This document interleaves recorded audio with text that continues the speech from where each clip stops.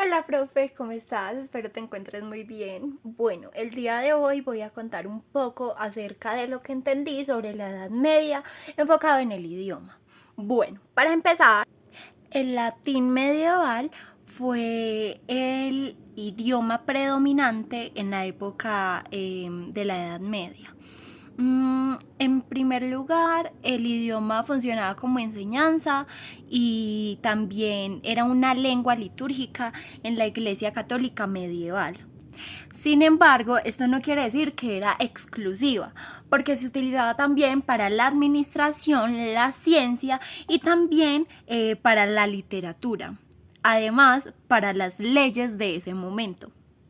Bueno, y te podrás preguntar como, bueno, ¿y qué más? ¿No hay más idiomas o aparte del latín algo que predominara? Pues sí, están varios idiomas, como por ejemplo el italiano, el catalán, el castellano, el portugués, la lengua dioc y la lengua doi.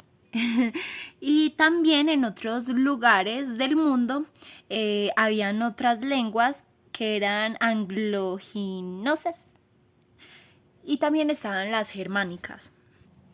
Aparte de enfocarnos como tal en qué idiomas había como en este momento medieval, también en mi investigación me di cuenta que la gramática era básicamente todo, ¿cierto? Entonces, por ejemplo, era como un instrumento, como un medio de aprendizaje para el latín, también para comprensión de algunos textos y principal y fundamentalmente la escritura de las sagradas eh, escrituras. Bueno, aparte de eso, también habían métodos fundamentales en ese momento, como por ejemplo está la oralidad, también están los textos anónimos y también está la literatura religiosa.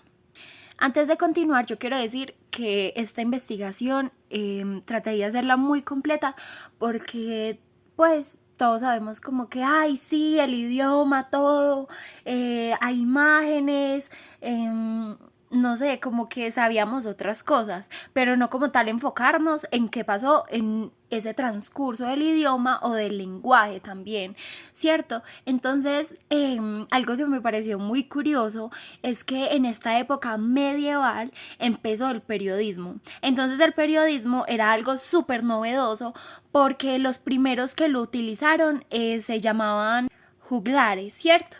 Entonces estos juglares lo que hacían era que iban de posada en posada y también iban haciendo como ese recorrido de información verbal para transmitirles a ellos y también era como algo muy único porque era como lo que se te ocurra, entonces era algo súper chévere y cabe resaltar que estos eran peregrinos, entonces también por eso como que iban de posada en posada.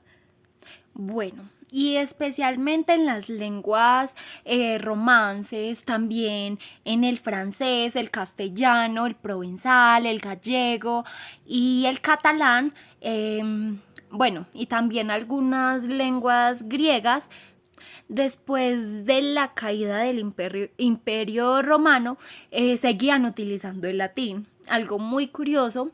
Entonces ellos igual siguieron utilizando como el latín por varios siglos y luego de que volvieron como a renacer, cuando ya pudieron como darle una estabilidad, pues ya hubo más reformas, ¿cierto? Y también hubo una revolución del lenguaje, algo que la verdad yo nunca me imaginé, porque uno ve como que, ay, sí, revolución, pero en temas políticos o reformas, uno no piensa que hay reformas también en el lenguaje, uno dice como que, pues, no, o sea, ¿esto qué tiene que ver? Pero es algo que la verdad me interesó bastante. Por ejemplo, a mí me pareció muy curioso cuando estaba investigando y decía que el imperio romano utilizaba el latín para hacer escrituras y también como estar establecidos. Entonces, no sé, me gustó mucho esta investigación y también espero que te guste mucho mi collage.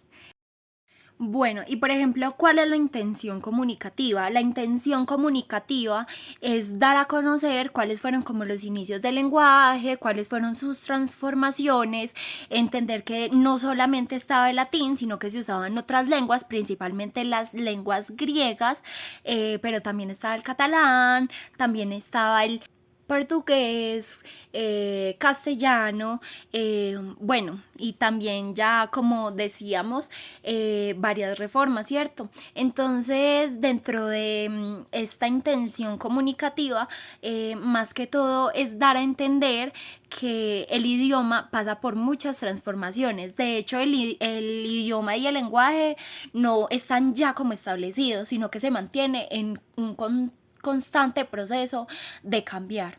Entonces, según lo que yo estaba investigando, también se anunciaba que puede haber como una reforma en el lenguaje, ¿cierto? En los diccionarios que pues hay como en el mundo y pues sí, esto es como todo. Entonces, dar a conocer lo que yo entendí y también por parte de lo que yo leí, porque también leí varios lectores, hubo varias lecturas y me di cuenta que el Imperio Romano jugó un papel súper importante en este, porque me di cuenta que cuando ya estuvo como la caída del Imperio Romano, como ese uso del latín se destruyó, entonces empezaron a haber varios cambios, por ejemplo, se empezó a instruir más el castellano, el portugués, porque según lo que yo veía, el portugués sí era fundamental, pero no se lo tomaban tan en serio. Entonces, eso fue más que todo. Y bueno, eso es todo. Muchas gracias.